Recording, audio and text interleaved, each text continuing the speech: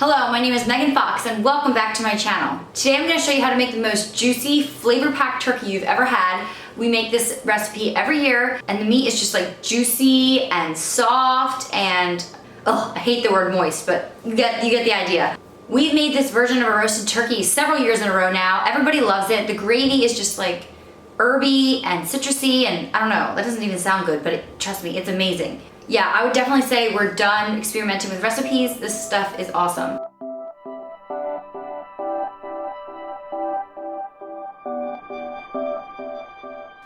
I'll put the recipe directly in the description box below, but it's always nice to be able to actually see what's going on, especially if turkeys kind of intimidate you. It might be nice to actually see how I did it rather than just reading a recipe. The recipe starts out with an herb-infused butter that you're going to coat the turkey with, and that's going to keep it really nice and juicy. I like to butter and stuff the turkey the night before and then wrap it up and put it back in the fridge until the next morning, but it's totally up to you. You can do it all right off the bat. Depends if you're eating a lunch or a supper maybe.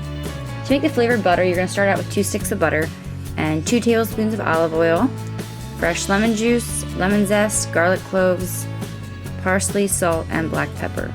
Look at that parsley. My goodness, I'm so proud of it. I picked it actually out of my garden. It's still thriving in the middle of November.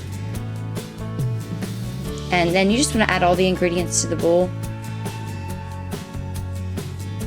And grab a fork and incorporate everything into the softened butter.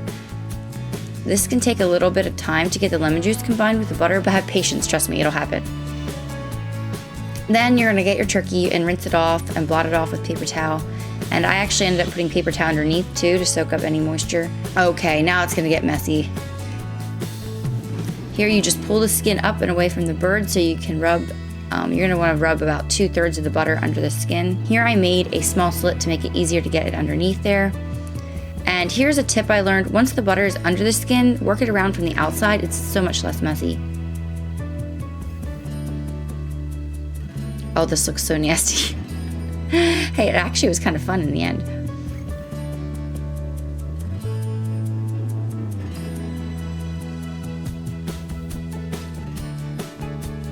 Once you have that worked around, put the remaining 1/3 butter on the outside of the skin all over, legs, wings, everything.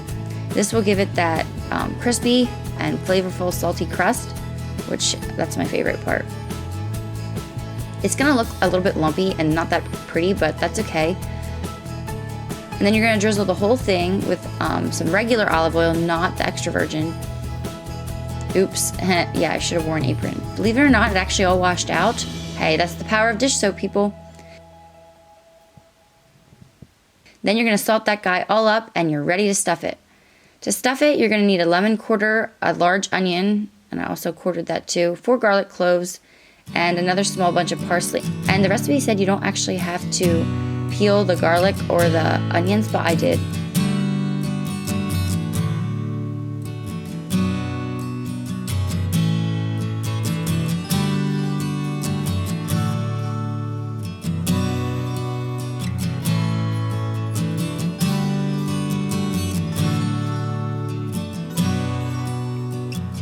Then you can use some string, or I just used twisty ties because that's what I had on hand and I didn't feel like rummaging through my supplies. The legs will hold everything in place inside there so nothing falls out as it cooks.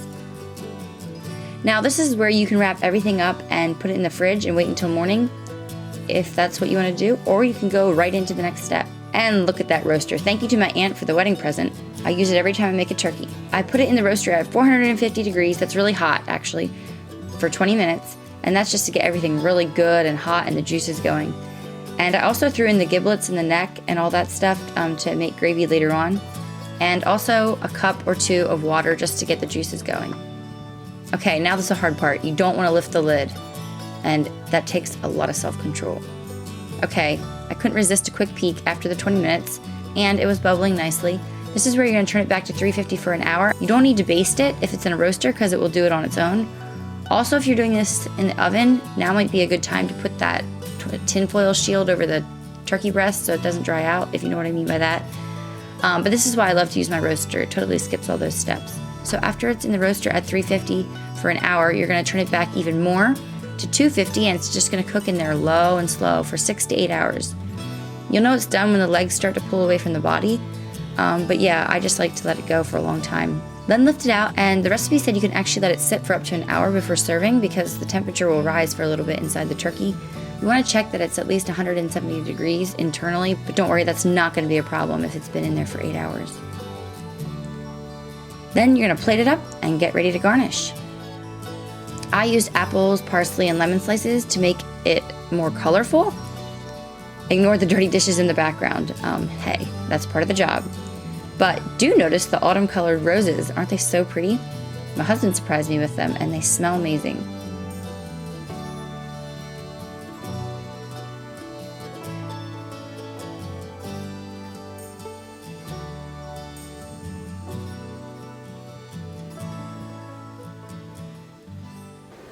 Guys, I wish you could just smell the kitchen right now. It smells amazing.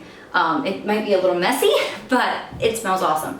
Anyway, I can't wait to break into this turkey. I know it's gonna be good. I've already been picking pieces off of it. Anyway, thanks so much for watching. I'd love to have you here on my channel.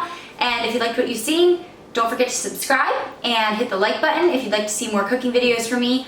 I love to cook, it's lots of fun. Let me know if you make this recipe of the turkey. I will have everything, all the details down below in the info box. So don't forget to check that out. I wanna know how you liked it, and if you made any tweaks or anything like that, you can make it in the oven. I will include those directions down below as well. We just prefer the roaster because then we don't have to worry about it drying out or anything like that. Hope you all have an awesome Thanksgiving, and don't forget to relax at least a little bit. I will see you next week.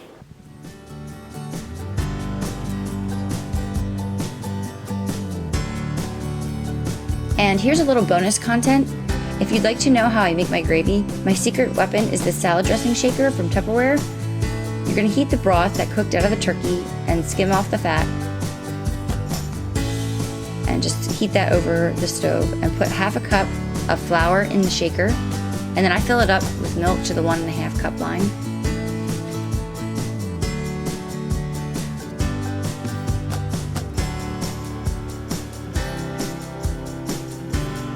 And then shake it all up. This will make your gravy paste nice and smooth with hopefully no lumps. When the broth is at a gentle boil, just slowly whisk in the gravy paste.